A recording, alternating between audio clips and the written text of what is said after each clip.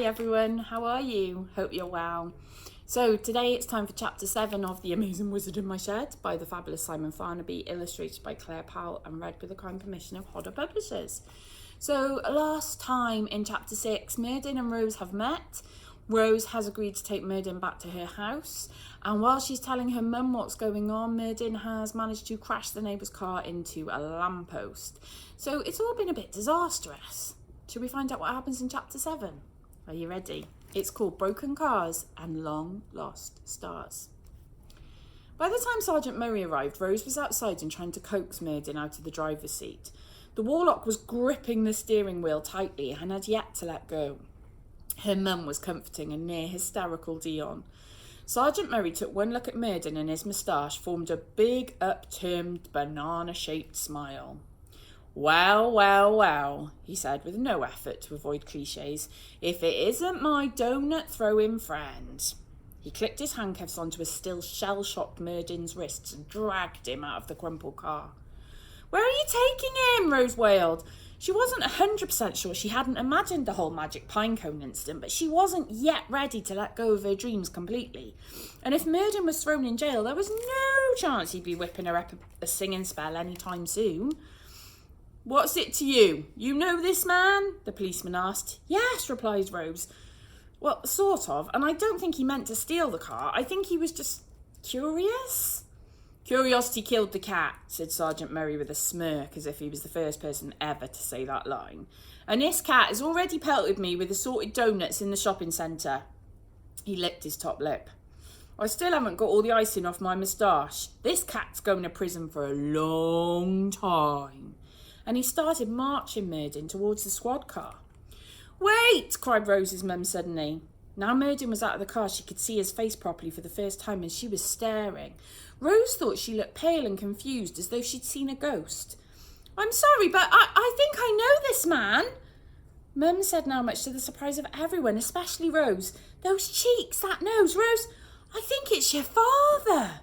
She trailed off, almost overwhelmed with emotion. Rose was totally baffled. She knew her mum hadn't been herself these last few years, but she'd never actually forgotten her husband was dead before. Mum, she said, are you okay? It's your father's brother, Susie gasped. It's Uncle Martin. Rose, don't you recognise him? Now, Rose had hazy memories of Uncle Martin. She knew that he was her dad's brother and that he became a racing driver. She'd heard her mum on the phone to Auntie Eileen, her dad's sister, whispering about problems he was having one time. But he was certainly not a warlock/wizard who could maybe make animals talk. Rose quickly surmised, however, that this Uncle Martin mix-up was a perfect cover story for Myrddin to stay at the house. Certainly long enough for him to potentially create a spell to make her the best singer in the world, anyway.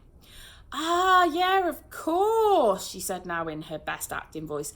That's where I knew him from. It's Uncle Martin.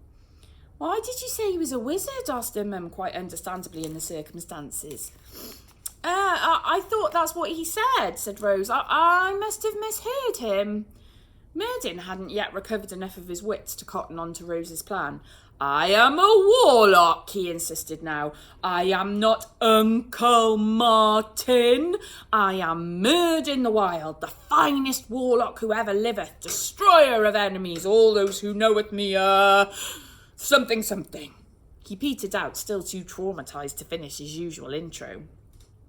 I'm confused, said Sergeant Murray. You say he's Uncle Martin. He says he's a blimmin' warlock. What's going on? I can explain, Susie whispered, lowering her voice so that Martin couldn't hear. A few years ago, he had a bad car crash. In a race, he was in a coma for a while. Never been the same since. I didn't realise it was so bad. You'll have to let him go. I need to phone his sister Eileen. She'll know what to do with him.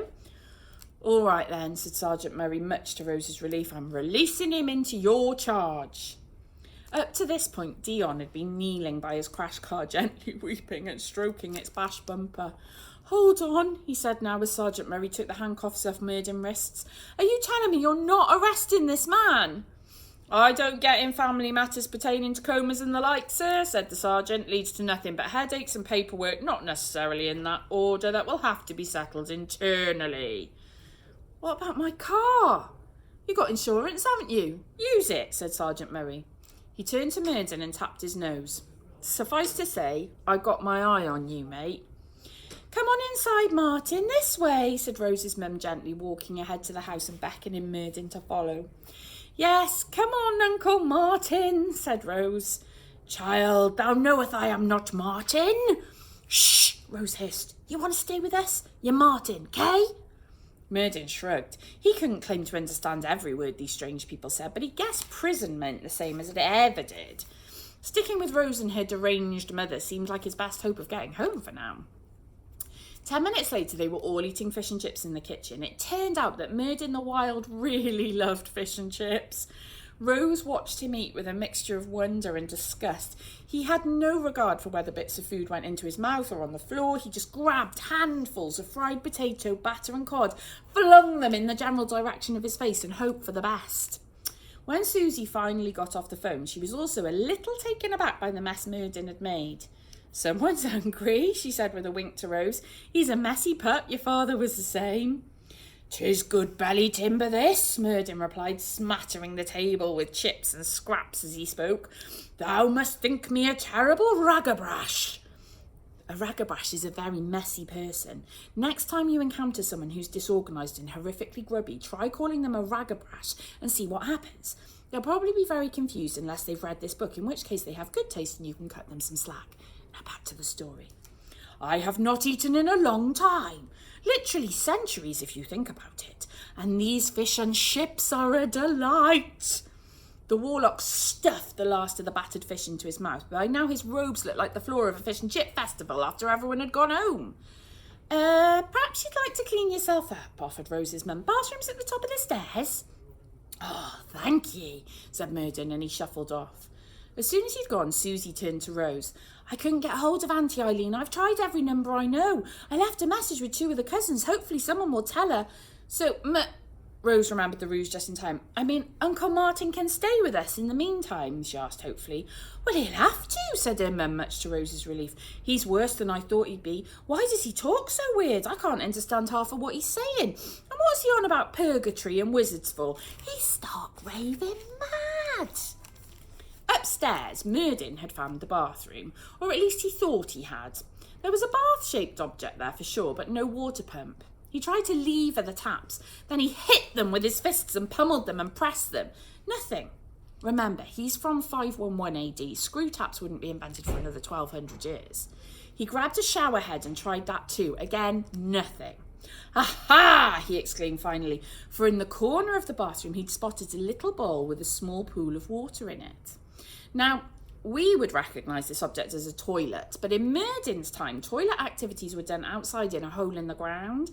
It would be unthinkable to do your number 1s and 2s in your own home. So to Murden, this little bowl of water looked just like the sort of place you could easily wash your hands and face, and perhaps slake your thirst too with a nice cool drink. At this exact moment, Chris returned from his shift at Top Boy in the shopping centre. I'm back, he shouted as he came through the front door. Dion's car's wrapped round a tree outside, FYI. He's out there weeping like a baby. What's the story there, then? He received no reply as Rose and her mum were still deep in conversation in the kitchen, so he headed upstairs to his room. He skipped up the short flight of stairs as usual, but as he passed the bathroom, he heard a strange sound. He leaned his ear against the door. Someone, a man, was humming to himself in there. A man? That's odd, he thought. There hadn't been another man around since Dad died. Finding the door ajar, Chris felt within his rights to push it a little. It swung open, and so did Chris's mouth. For there, before his very eyes, was a scruffy bearded pirate with dirty clothes kneeling down and splashing his face and hair with water from the toilet bowl. And not only that, but the man was cupping the water in his hands and drinking it too. Now, do not be alarmed. The thought of washing our precious faces in the toilet obviously appalls us, but hygiene in the Dark Ages was so terrible that this may well have been the cleanest water Murden had ever tasted. However, let's leave Chris, our toilet drinking warlock, for a moment. Rose is still downstairs, and you're probably wondering what she's up to. In the kitchen, mother and daughter were in the midst of a heated debate about where Uncle Martin / Murden would sleep. I think the shed'll be okay, Rose was insisting. She wanted to keep the wizard warlock close, but not too close. The shed? You can't make a former World Rally champion sleep in a shed, her mum was insisting in return. But he wants to go in the shed. He doesn't know what he wants. He's not in his right mind. As they argued, they barely noticed Chris enter the room. The colour had completely drained from his pretty face. "You all right, sweetheart?" asked Susie when she finally noticed him. "Yeah, I think so," said Chris. "I'm just wondering why there's a tramp in the bathroom drinking from the toilet bowl." No sooner had he said this than Murden entered the kitchen, looking very refreshed. "Say what thou likest about purgatory, the water is as fresh as the morning dew," he said cheerfully. "Chris, this is Uncle Martin," explained Mum. "He's visiting from Scotland and he's going to be staying with us for a while." Murden held out his hand to be shaken. Chris just stared at it. "I'm not touching that, bruv," he said. "Chris, don't be so rude," Rose snapped. "No offence, mate," said Chris. It's not normal to wash in the toilet." "What is toilet?" asked Murden. "You know," answered Chris, squirming with embarrassment. "Well, we do, you know." "A privy?" Murden bellowed in horror. "Who in the name of Van Helden has a privy in their house?" "Mate, what world are you living in?" said Chris. "This is the 21st century, not the Dark Ages. Now, where are my fish and chips? You better have got the low-fat ones, sis." But Murden's eyes had widened. A firework had just gone off in his brain. "What sayest thou, fellow?" "I said you'd better have got the low-fat ones because I'm on a diet, see, and—" "No, before then." Chris rolled his eyes. "I said it's not the Dark Ages, it's the 21st century, and guess what? We have toilets in our houses now." Murden's darting, panicking eyes landed upon a calendar pinned to the wall. He slowly approached it, his heart pounding, because, of course, up to this point, the Great Warlock had presumed he was in purgatory. That's what he'd been sentenced to, so that's where he was. He could handle purgatory. If worst came to worst, he'd be there for 7 years, fewer if he found an escape route, or if Evanhart persuaded the king to grant him clemency. And then he'd return home. But now he stared at the calendar in disbelief. There it was, in black and white. He wasn't in Dark Ages purgatory anymore. He was 1,500 years in the future, and everyone he'd ever known would be dead, Evanhart included. "I shouldn't be here," he said softly to himself. Something about the way he said this struck Rose's heart like an arrow.